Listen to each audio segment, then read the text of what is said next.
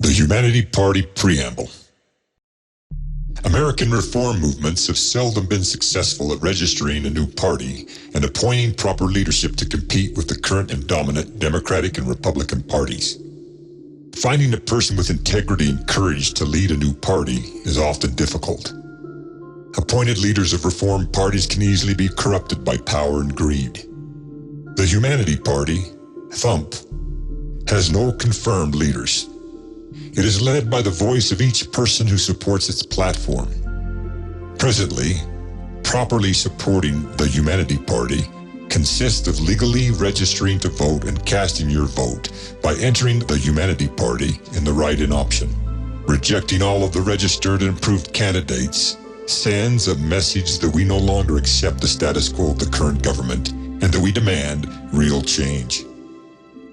The Humanity Party does not appoint leaders nor accept donations in an effort to protect our party's intent and purpose by eliminating the possibility of corruption by special interest groups, lobbyists, and corporate PACs, political action committees. The Humanity Party's political platform acts as the party's official manifesto. It encompasses our views and political points and ideals. This manifesto includes our beliefs, but most importantly, their application to real life. Our party line revolves around three basic inalienable human rights: life, liberty, and the pursuit of happiness. Without life, there would be no need for liberty. Without liberty, there can be no individual pursuit of happiness. Whereas the pursuit of happiness is an individual search for joy that variably differs according to each person's unique desires, government should not exist to deter from or intervene into any singular individual pursuit of happiness. Proper government should exist to guarantee and support our ability to live, our right to life, and protect us, our right to liberty, in our individual pursuits of happiness, allowing each of us to choose our own form of happiness and feel equally safe and secure in its pursuit. Life. None of us asked to be born into this world. Upon reaching a set age of maturity, we are forced into slavery in a society that is not set up to support the pursuit of happiness, but instead is structured to support its own unfair and unequal economic policies. For every one person who can claim success in reaching the world's standard of accepted self-awareness and prosperity, there are 99 others who suffer from the means that this one utilizes to achieve success. But they, the 99%, do not have the ability to obtain it for themselves. In the race to be counted of worth in a world of values and standards set to benefit those who set the parameters and rules of the competition, little attention is paid to the devastating effects of the contest. Freedom is an abstract idea perpetuated by those in power over others and used to deceive us. Evident forced slavery has simply been replaced with tacit slavery. Rising to the sound of a rooster's crow and being forced to harness the mule to the plow has just been replaced. Today, there is the obtrusive sound of an alarm clock that signals the beginning of another enslaved day at a job that most of us do not find consistent with our pursuit of happiness. Slavery implies that we are forced to work to enrich someone else while earning just enough for our basic necessities. Owners do not hire us to make us wealthy and financially independent. Unless in so doing, they are also enriched in the process. Financial independence implies that we do not have to work or depend on another for the means that sustain our lives. When we are forced to work for another, we become dependent on them and their desire for personal wealth. We are forced to work, or we will be counted as unsuccessful and unimportant in the world, or we will die. The former imprisoned slave was provided food, clothing, and shelter from the master. Modern slaves are given a piece of paper, a paycheck, that must be exchanged for commodities owned by another slave owner in order for the slave to survive in the world. The slave's desire to live ensures an abundance of workers and enriches the landowners, the company owners, for whom they work. The merchant, from whom he or she is forced to purchase things that sustain life, is another master.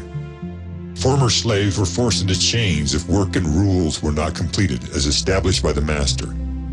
The modern slave is locked in a jail cell for the same reasons. People do not choose to be born into slavery. Most would have rather been born the child of a slave owner, one who never saw the butt end of a mule pulling a harrow, or one who will never hear the sound of a time punch clock. Though modern business owners do not outwardly display their employees as personal human property, the slave trade has been transformed into a shared commodity of the corporations and wealthy of the world. Within the commercial organizations that buy and sell goods, make products, and provide services, there exists the proprietary implication that if one slave refuses to work for a company in order to remain alive, the rebellious runaway must submit to another. By running away from one plantation, a corporation, the need to eat and be clothed and housed necessitates the reliance on another master. Governments should exist to eliminate slavery and ensure that anyone born into this world is guaranteed equal rights to life and the support of that life until death relieves them from the involuntary obligation of existence. The rights to life include basic nutritious food, clothing, shelter, health care, both physical and mental, and the opportunity for an education. A proper government must provide these basic human necessities without charge through social programs or by providing the means whereby a person can obtain these rights through gainful and fulfilling employment. The obligation to protect and promote human life is required and expected and should be a government's greatest and only responsibility. Liberty. Liberty implies that we are free from arbitrary or despotic government or control, that we are sovereign and independent and free from external or foreign rule, that we are free from interference, obligation, restriction, and hampering conditions, that we have the right and power to do, think, and speak according to our individual choice, that we are free from unwarranted captivity, confinement, or physical restraint. For the majority, true liberty has never existed in the United States of America. The American dream is exactly that, a dream. The image that America presents to the world is a deception. American prosperity and innovation deceives the world into thinking that the product of the American free market economy affects all Americans equally. Nothing could be further from the truth. The American dream quickly fades into unattainable goals that only a few who have the proper economic numbers, money, to support them can attain. The numbers calculated in setting the value of money are abstractly and randomly applied to human life. We invented money and the values that we accept of it. Therefore, we can control money through the proper government regulations. Uncontrolled, money leaves a mark of depression and hopelessness embedded deeply in the hands, the action and work, and foreheads, the thoughts of the dreamers. True liberty cannot be attained unless a government that is empowered by the people empowers the people in return and protects them in their individual pursuits and desires of happiness. True liberty does not include force. It does not include being forced to work at a job that one does not like in order to enrich another so that the other does not have to work. Liberty is not being forced to submit to laws that do not protect one's freedom of individual choice. Proper government should only establish laws that protect each person's liberty from being affected by another person's. Yet these laws should not impede, deter, or define either's individuality or happiness.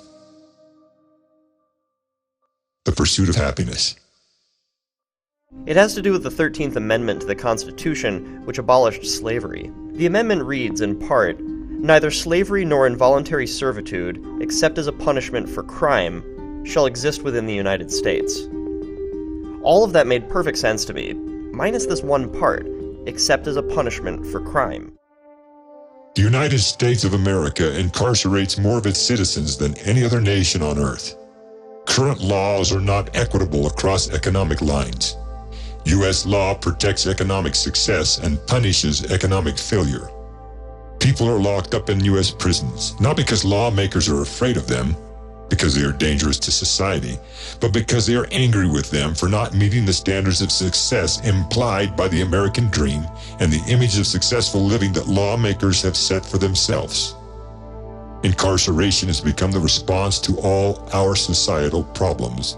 If a person does not meet the same standards and ideals in that person's pursuit of happiness as the lawmakers, that person becomes a criminal.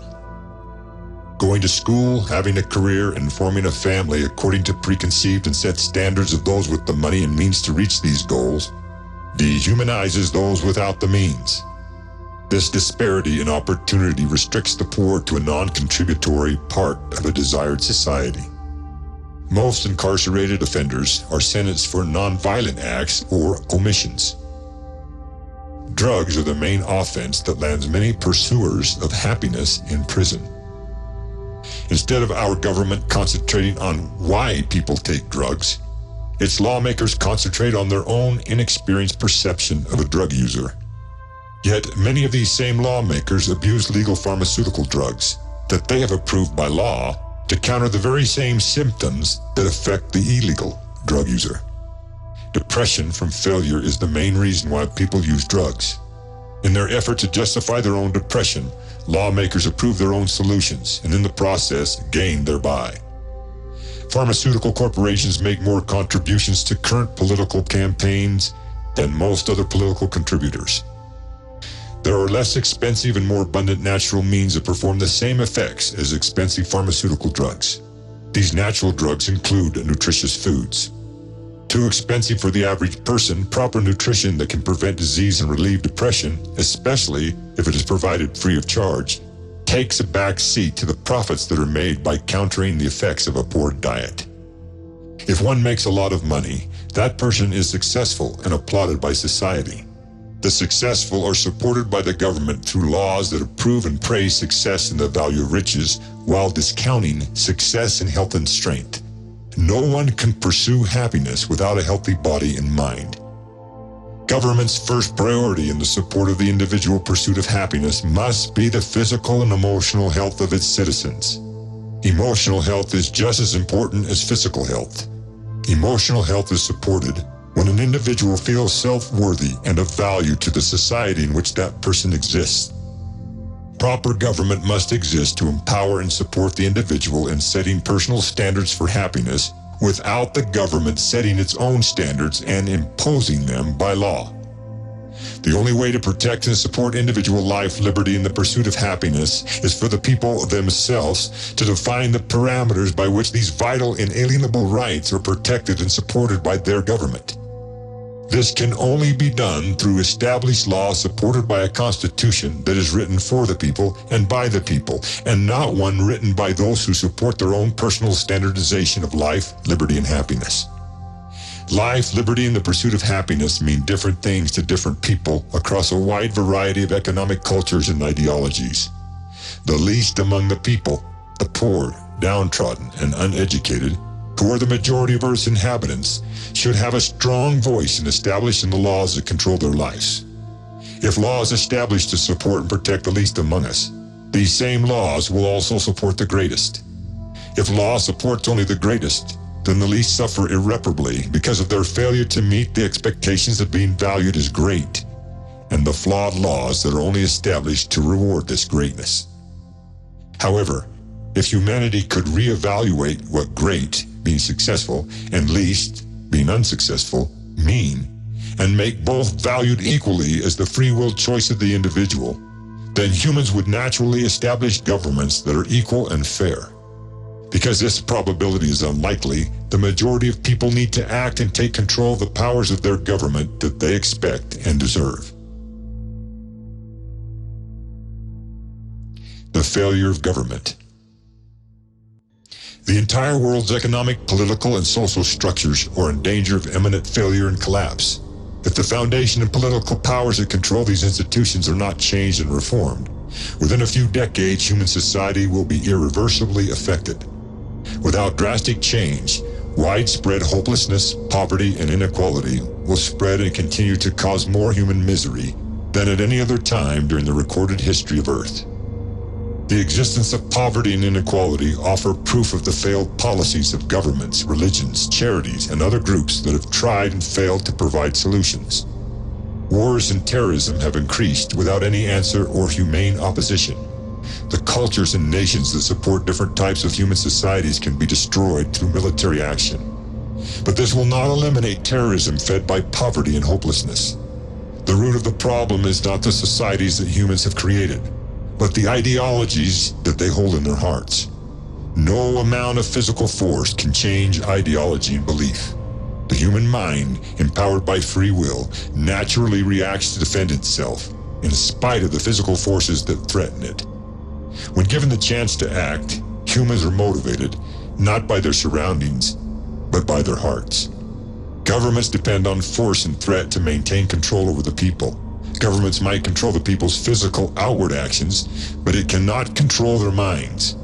Until a government exists that supports the free will of the human mind, without attempting to force its will upon the people, war and terrorism will continue. The United States power and example. There is only one nation that is fully structured and endowed with the infrastructure, government, world influence, technology, means, and military might needed to step forward and save this world, the United States of America. If it fails, then all nations shall fail behind it. Although the United States of America has the potential to save the world, its established government has failed and continues to fail, not only the American people, but also the entire human population of Earth. The United States came into existence by a group of humans who were determined to establish a sovereign nation and institute their own laws based on their personal wants and needs.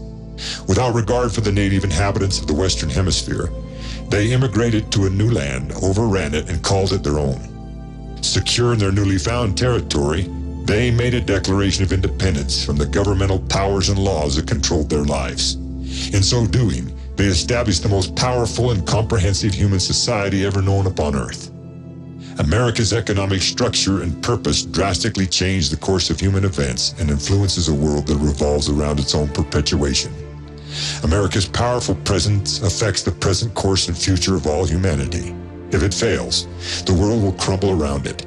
Consequently, only the people who perpetuate it and give it its power and authority can keep it from failing. Accepting this fact, and that this nation is increasingly failing to bring the peace and happiness once promised, the people of this earth must unite together to reinforce its foundation before its walls crumble. Once separated from all other nations of the earth, the United States uniquely developed under the hope and belief that all humankind possessed the guaranteed inalienable rights to life, liberty, and the pursuit of happiness.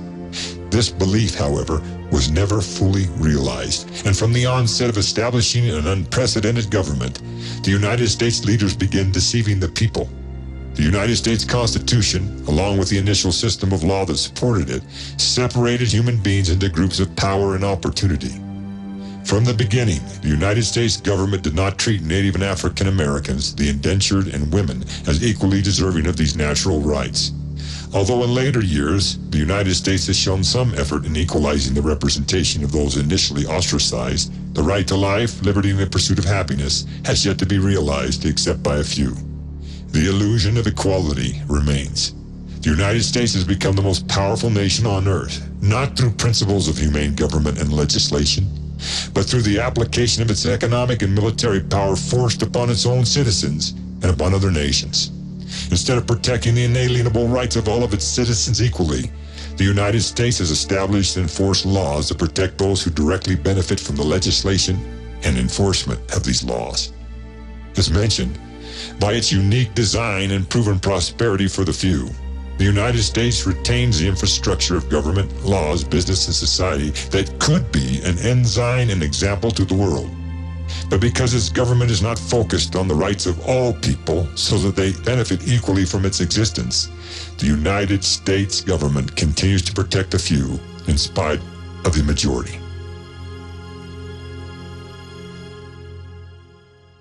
Three principles of law of a humane government. Proper and humane government for the people, by the people, and of the people must be structured on the following three principles. The first principle and law of government is that government shall never be self-serving, or in other words, it shall never act in and of itself and of its own accord or for the sake of its own existence. Government must be restricted in its powers to ensure that it abides by this first principle and law. Government must serve those whom benefit from its existence, and only those who benefit from its existence are those who should give it the power that it exercises over them. The second principle and law of this government is that it will guarantee the freedom or the free will of all those whom it serves. This second law and principle enables government to establish laws that restrict those whom it serves from infringing on the free agency of another, or from having another infringe on their free will. This second principle and law restricts government from doing anything that infringes upon the free agency of those whom it serves, except in the defense of their individual free will. The third principle and law of this government, and the most important, is that it shall provide the means whereby those whom it serves may have an equal opportunity to experience the happiness that they desire. Government must provide these things that are necessary to fulfill the measure and purpose for the existence of those whom it serves, which purpose is the pursuit of individual happiness. The Humanity Party is not delusional in believing that the appointment of any popular politician or celebrity will produce a successful challenge to the two-party Republican or Democratic candidates. The Humanity Party's first objective is to give the people hope and educate them about the power of their vote. The Humanity Party offers a united and equal face to each and every person who legally registers to vote and then uses the write-in option to send a clear and powerful message to the balloted candidates. The Humanity Party hopes that THumP wins the majority of votes and sends a strong message to the political powers that control our lives. It is our intent to send a message to government authorities that we demand drastic changes, and most importantly, that we provide the solutions and define the change that we desire.